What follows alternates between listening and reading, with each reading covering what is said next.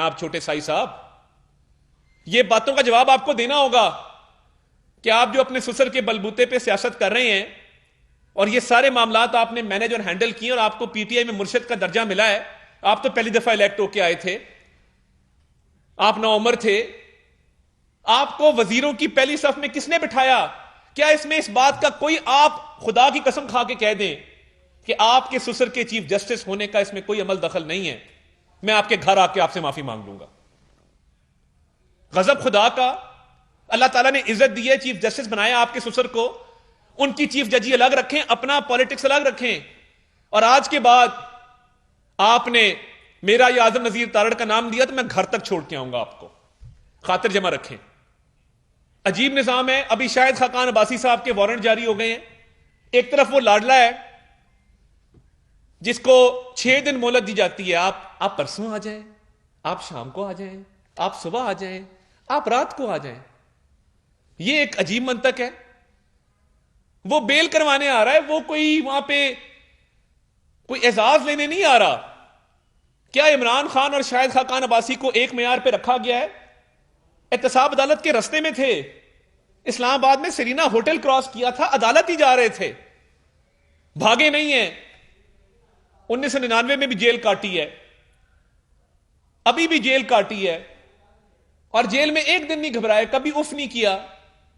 अब अगर अदालत जा रहे हैं और ताखीर हो गई है तो क्या इंतजार नहीं किया जा सकता था? क्या पैगाम नहीं भिजवाया जा सकता था? और ये कौन सा केस है करप्शन का? इससे बड़े केसेस इमरान खान पे हैं, जिसको पूरी मोहलत दी जाती है, पूरा मौका दिया जाता है, जिसके लिए अदालतें सुबह शाम दोपहर लगाई जाती हैं, जिस तरह कोई दवाई की डोज होती है। अदालत लग रही है जी, सुबह दोपहर शाम आप आ जाएं, आपका इंतजार है, अब अंदर आ जाएं, अब बाहर चले जाएं। और जमानत किस केस में? एक दहशतगर्दी का मुकदमा है, फॉरेन फंडिंग का एक मुकदमा है, वो भी कल फैसला हो जाएगा। और इसके साथ साथ मैं ये कहना चाहता हूं कि ये दोहरा अदल का निजाम नहीं चलेगा।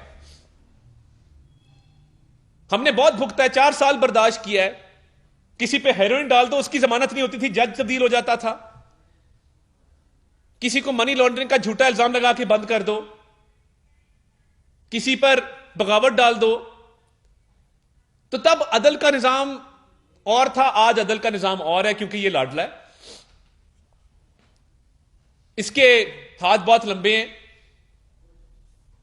और क्यों, देखें बात यह है, अगर काजी फायज ईसा साहब इमरान खान के केस नहीं सुनते तो क्या यह जेब देता है कि वो जज साहब जिनकी परवेज लाई के साथ ऑडियो आई है वो हमारे केस सुने? और क्यों सुने? मैं पिछले 3 दिन से चीख चीख के कह रहा हूं, उस ऑडियो की जो भी वेरासिटी है, जो भी हकीकत है, आपको या मुझे ये ऑफर कोई दे दे कि लाहौर कैंट, मेन कैंट में 4 कनाल का घर 10 करोड़ का हमें ऑफर कर दें, आप बड़ा अच्छा कारोबार है ये तो, कि 4 कनाल का घर 10 करोड़ में मिल रहा है, 2.5 करोड़ कनाल कैंट में मिलता है, हमें भी ये ऑफर लगा दें, हम भी खरीद सकते हैं। और मजे की बात यह है कि ऐसे ही है कि ये घर कल सोलंकी साहब ने खरीदा, आज मैं इनसे खरीद लूं, तो सोलंकी साहब ने एक दिन के लिए क्यों खरीदा है? और ये एक दिन की लेयरिंग का क्या मकसद था? कागजात सामने हैं, रिकॉर्ड सामने है, कोई पूछने वाला नहीं है, क्लियर किया जा रहा है कि जी नहीं नहीं कोई बात ही नहीं है। जवाब तो देना आके। एक करप्ट सीसीपीओ जिसका नाम गुलाम महमूद डोगर है, उसके खिलाफ इंक्वायरी रिपोर्ट्स ऑन रिकॉर्ड हैं, उसके तहफ्फुज के लिए भी अदालत लगती है। तो ये दोहरा दल का निजाम क्यों है? क्या अदालतें सिर्फ पीएमएलएन को विक्टिमाइज करने के लिए रह गई हैं? और ये चंद जज साहिबान हैं जिन्होंने पूरे अदालती निजाम पर सवालिया निशान लगा दिया है, जिन्होंने इस मुकद्दस इदारे पर दाग लगाए हैं। उन जज साहिबान का क्या कसूर है जो हक हलाल की रोटी रोजी कमाते हैं, जो तनख्वाह में गुजारा करते हैं, अपने बच्चों का पेट पालते हैं, पूरा दिन अदलो इंसाफ करते हैं? आपकी वजह से इदारा भी बदनाम हो रहा है, वो लोग भी बदनाम हो रहे हैं, क्योंकि आपके करतूत ऐसे हैं। तो शायद खाकान अब्बासी साहब के वारंट जारी किए करते ना इमरान खान के, हिम्मत करते कि ये नहीं आ रहा, हम इसके वारंट कैंसिल करते हैं, इसकी जमानत कैंसिल करते हैं, इसके वारंट जारी करते हैं अरेस्ट के। उसके लिए और में आ रहा है, शायद अब्बासी के लिए और में आ रहा है। फवाद साहब कहते हैं अदालत ने गलती की कि इमरान खान साहब को बुलाया। गलतियां आप लोगों ने की हैं और खमियाजा भुगतना पड़ेगा। आपने रिवायत डाल दी है कि आइंदा कोई हाई कोर्ट जाएगा तो पूरा जलसा करेगा। तोशाखाना का ट्रायल आज फर्द जुर्म आयद हुई है, होनी थी आज, बहाना करके फिर राय फरार इख्तियार कर ली कि फर्द जुर्म ना लगे। अब फर्द जुर्म तो लगनी है, जुर्म किया तो फर्द जुर्म तो लगेगी, हर ट्रायल में लगती है। उसको ताखीर का शिकार किया जा रहा है कि इसमें जवाब ना देना पड़े। अब आप अपने दोनों पैरों पे चल के, बिसाखियों के बगैर, व्हील चेयर के बगैर, सहारे के बगैर चल के जब अदालत में आ गए हैं तो बाकी केसेस का आपको सामना करना पड़ेगा।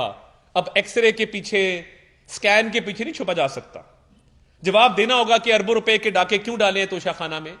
जवाब देना होगा टिरियन जेड वाइट केस में। इससे राह फरार नहीं इख्तियार की जा सकती।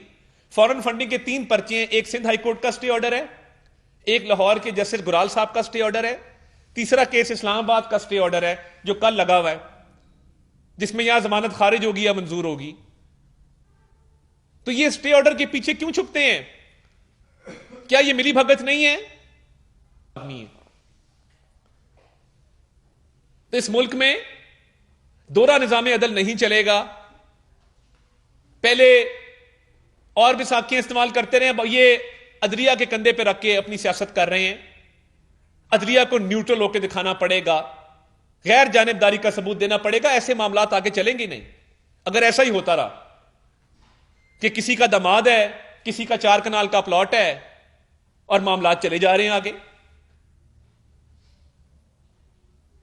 हम रह गए भुगतने के लिए सजाएं, जेलें, कैदें। और यह सहूलत अब देखें, यह एक प्रेसिडेंट बन गया है कि जब अदालत बुलाएगी तो 6-6 दिन जमानत कराने कोई नहीं आएगा, और आएंगे तो फिर लश्कर लेके आएंगे, वहां पे नारेबाजी करेंगे हाथे में। हमें बड़ा दुख होता है इस बात पे। तो ये मारूजात थी कि एक इदारे का सहारा लेके इस मुल्क में सियासत की कोशिश की जा रही है, जिसकी राह में हम इंशाल्लाह रुकावट बन के भी खड़े होंगे। और आपको चंद जजेस जिन्होंने पूरी जुडिशरी पे सवालिया निशान लगा दिए, उनका सहारा लेके सियासत नहीं करने देंगे।